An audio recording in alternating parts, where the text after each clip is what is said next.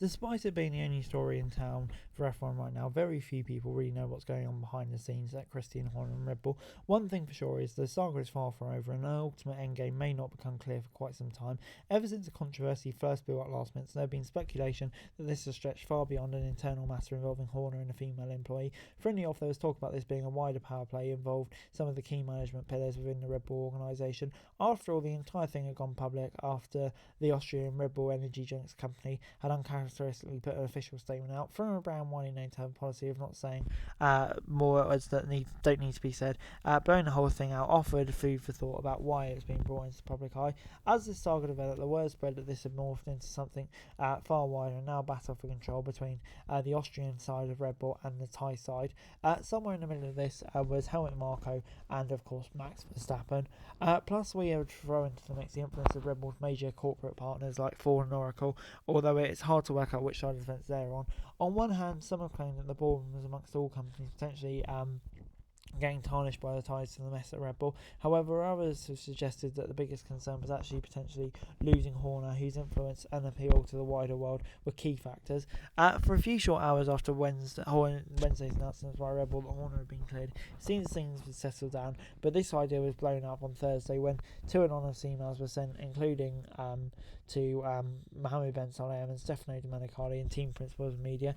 It was basically a bunch of WhatsApp emails that were alleged to be essential to the conversation. Although the veracity of the dossier hasn't been confirmed, there's been rumours that a second document release is on its way. It's significant, shows that it's definitely not going to go down. Who and why, though? Those involved have close ties, have been quick to deny it. A lot of Patrick gossip has turned to Jos Verstappen, who was known not to have always seen eye to eye with Horner on various things. His dramatic comments on Sunday night to the Daily Mail, saying there's tension while he remains in the team's in danger of being torn apart, and saying it can't go on, and there's a difference. Verstappen has been at pains to rubbish the idea that he's been behind the smear opportunity with the emails.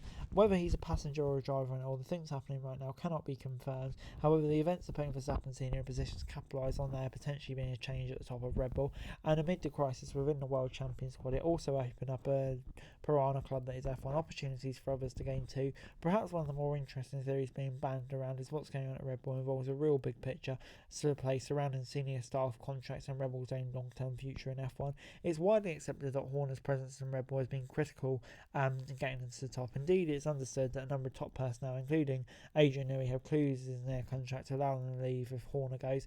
It's not a surprise that'll be in Verstappen's contract too, which is until 2028. So if somehow there was a desire for individuals to get out of the deal, they could renegotiate terms, and an exit for Horner could open the door. For Verstappen's perspective, being a free agent could allow him to talk and agree a fresh contract, but it also could open up and move away. And after all, Jos Verstappen's comments about Horner certainly make a move more likely. And what if F1 heads into new engine rules? Red Bull have under-delivered. Who knows? That could be a scenario. That could leave Verstappen helpless.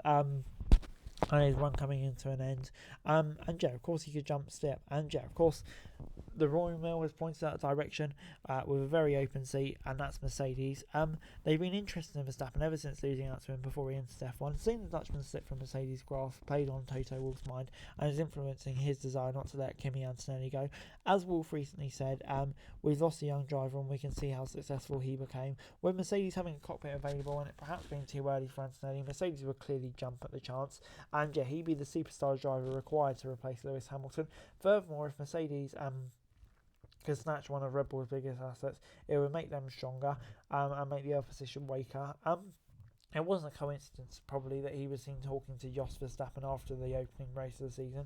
It's understood it's not been the first chat they've had over the weekend. There are rumours of a dinner meeting on Friday too, even if Wolff insists he's not planning to lure Verstappen. For now, the Horner situation is an unknown variable, and whether that remains in place is hard to predict, and it could only get more aggressive in the coming days. And no matter how defiant Horner is about staying in place, the fate will almost be decided in the boardroom and sponsors playing their part. Wolff is observing from the sideline and will not be blind to the possibility that this could happen, but equally he knows he needs to get his own house in order for Verstappen to be tempted.